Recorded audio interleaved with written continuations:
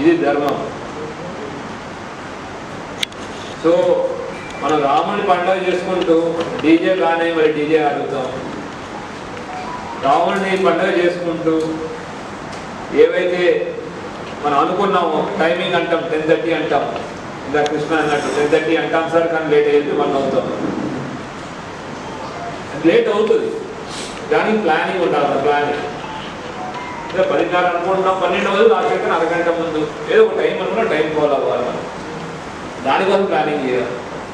ఇంకో విషయం, కొన్ని ఇబ్బందులు ఉన్నాయి దేవి రోడ్డు దగ్గర కానీ ఇంకా ఇక్కడ ఉన్నాయని అబ్జర్వ్ చేశారు. ఇది ఒకరోజు వచ్చింది కాదు, ఎప్పటి నుంచో చేస్తున్నాం, అనాదిగా చేస్తున్నాం. కనీసం ఎప్పుడైతే ఇందూరు పట్టణంలో ఎప్పటి నుంచి చేస్తున్నాం.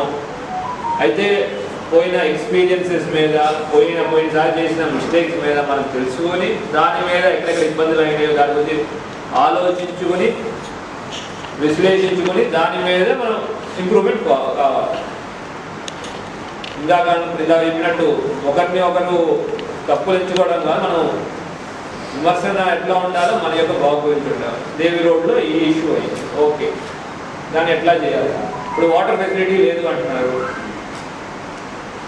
ఇక్కడ ఇప్పుడు ఈ ఎంటైర్ మన శోభయాత్రలో, హనుమాన్ శోభయాత్రలో ఒక good thing or bad thing చెప్పలేదు. మధ్యలో చాలా చోట్ల వాటర్ ఫుడ్ సప్లై చేస్తున్నారు. ఎవరు సప్లై చేస్తున్నారు అనేది మీకు ఆర్గనైజేషన్ క్లారిటీ లేదు. ఈ సంవత్సరం పెట్టాడు, వచ్చే సంవత్సరం పెడతారని కూడా క్లారిటీ లేదు.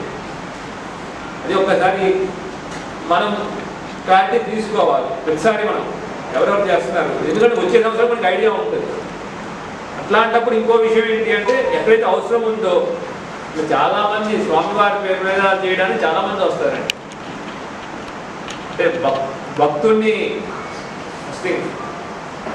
భక్తుడిని సేవ చేసుకుంటే, స్వామివారి సేవ చేసుకునే దాంట్లో చాలామంది శోభయాత్రలో చేసే వాళ్ళకి సహాయం చేయడానికి వస్తున్నారు.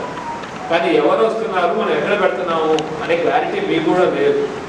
ఇక్కడ ఇంపార్టెంట్ థింగ్ ఏంటి అంటే, మనకున్నది ఈ మీటింగ్ రీజన్ సిస్టమేటిక్గా అవ్వాలి. వచ్చిన భక్తులందరూ వచ్చి దీంట్లో పార్టిసిపేట్ చేసి మళ్ళీ ఇంటికి సుఖంగా వెళ్ళిపోవాలి. అక్కడ అయిపోకూడదు. మళ్ళీ నా ఉద్దేశం, భక్తులు ఇంటి నుంచి మొదలయ్యి మళ్ళీ ఇంటికి వెళ్ళేదాకా మొత్తం సేఫ్గా వెళ్ళాలి. దానికి అరేంజ్మెంట్ మనం చేసుకోవాలి అని నా ఉద్దేశం. అట్లాంటప్పుడు దారిలో కూడా మేము చూసుకోవాలి. ట్రాఫిక్ పాయింట్ ఆఫ్ వ్యూలో కానీ, లేదా కంప్యూటర్ పాయింట్ ఆఫ్ వ్యూలో కానీ అన్నీ మనం చూసుకోవాలి. ఇంకోటి, ఎప్పుడు లేదు మనం ఆ ప్రొసెషన్ మధ్యలోకి వెళ్తే మనకు ఒక ఐడియా వస్తుంది. సార్ ఈసారి ఈ రూట్ నుంచి చెప్తాం సార్, రోడ్డు బాగుంది. Last minute changes are not suggested. ఏమవుతుంది, లాస్ట్ మినిట్లో ఏం ప్రిపరేషన్ ఉంటుంది. మీకు అనుకుంటే ఏం బాగుంది వెళ్ళిపోతాం అంటారు. ఫస్ట్ థింగ్ అక్కడ బందోబస్తు ఉండదు. రెండోది వైర్లో కింద ఆడుతూ ఉంటాయి, ఇంకేదో అవుతూ ఉంటుంది. ఏదైతే మన ప్రొసెషన్ రూట్ ఏదైతే ఫిక్స్ అయిందో ఫర్ వేరియస్ రీజన్స్, అసలు యాక్చువల్లీ ఈవెన్ మన ఊర పండగప్పుడు కూడా మనకి రూట్ ఎందుకు ఫిక్స్ అయింది, అప్పటి పొలమేరు బట్టి ఫిక్స్ అయింది. ఏంటి అంటే, భక్తులు చాలా మంది దర్శనానికి వస్తారు. మీరు ఆర్గనైజర్స్ టెంపుల్లో మీరు కూడా అలసిపోయి ఉంటారు. ఒక్కోసారి పోలీసు వాళ్ళు కూడా అలసిపోతారు. అట్లా కాదు, మేమేమో అతిథులు కాదు, మేము కూడా అలసిపోతాం. మీరు షిఫ్ట్ వైజ్గా పెట్టుకుంటే భక్తుల మీద మనం చిరాకు పడకుండా చేసుకోవాలి. వాడు వచ్చిన తర్వాత భక్తురాలకి ఎవరికైనా మన ఇంపార్టెంట్ ఏంటి, వచ్చామా స్వామివారి దర్శనం చేసుకున్నామని ఆనందమైన ఫీలింగ్ ఉండాలి. అదే ఇక్కడ తోసుకుంటూ వెళ్ళారా, లాక్కుంటూ వచ్చారా, నలిగిపోయారా అనే ఫీలింగ్ ఉండకూడదు నా ఉద్దేశం. రెండోది, రామనవమి రోజు ఇంకోటి రామనవమిలో అన్నింటికన్నా ముఖ్యమైనది సీతారాముల వారి కళ్యాణం.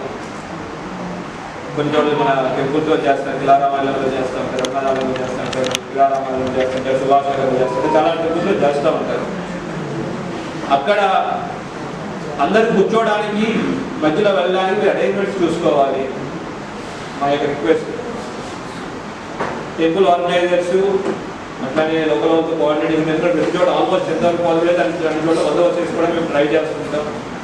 మా దగ్గర ల్యాండ్ పవర్ షార్టేజ్తో మేము ఇచ్చిన యోగ బందోబస్తు ఇస్తాం. మీరు కూడా అక్కడ చూసుకుని ఎంటైర్ ఆ ఎక్స్పీరియన్స్ ఏదైతే ఉందో భక్తులకి హ్యాపీ ఎక్స్పీరియన్స్ ఇచ్చేదని మనం ప్రయత్నం చేయాలి.